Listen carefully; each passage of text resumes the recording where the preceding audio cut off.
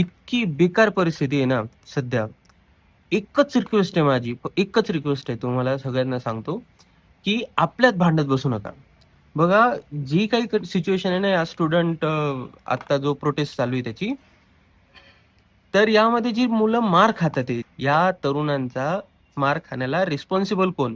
तो धर्मेंद्र प्रधान, गव्हर्नमेंट की सीजेपी वाली लोक, जी कोणी बर्गर खात हिंडतंय, कोणी ट्रकवर एकदम सेफ उभा आहे, सगळं व्यवस्थित आहे, त्यांच्यापैकी कोणीही फ्रंटवर आपल्याला दिसलेलं नाही.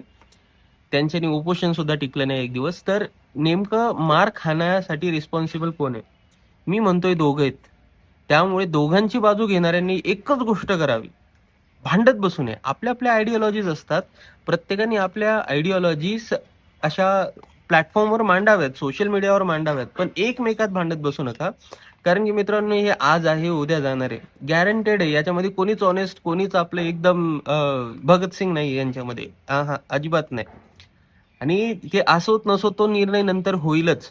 एक वेळ होता शिवसेना आणि मनसेमध्ये लोक एकमेकांमध्ये इतके भांडले, बीजेपी काँग्रेसमध्ये इतके भांडले, नंतर तीच लोक एकत्र आली, नंतर त्यांनी त्यांनी आपला आपला स्वार्थ साधला. याच्यामध्ये ज्याची मात्र घरं जळाली, ज्यांचे मित्र तुटले, ज्यांचे नातेवाईक तुटले, त्यांचं मात्र काही भरपाई झालेली नाही. म्हणून पुन्हा एकदा सांगतो, की आपण आपले विचार मांडा, सोशल मीडियावर मांडा, पण एकमेकांमध्ये भांडत बसू नका. जर वाटत असेल की याच्याने आपल्यामध्ये पर्सनल वितुष्ट येईल, तर डिस्कशनच करू नका. मात्र आपले विचार मांडायला विसरू नका. आयडिओलॉजीचा बॅलन्स हा झालाच पाहिजे. जोर एक्स्ट्रीम लेफ्ट आहे तोवर एक्स्ट्रीम राईट पण असणार, आणि ते दोघं बॅलन्स करतच राहतील एकमेकांना, आणि केलंही पाहिजे. पण एकमेकांमध्ये भांडायचं नाही. भारत माता की जय. वंदे मातरम.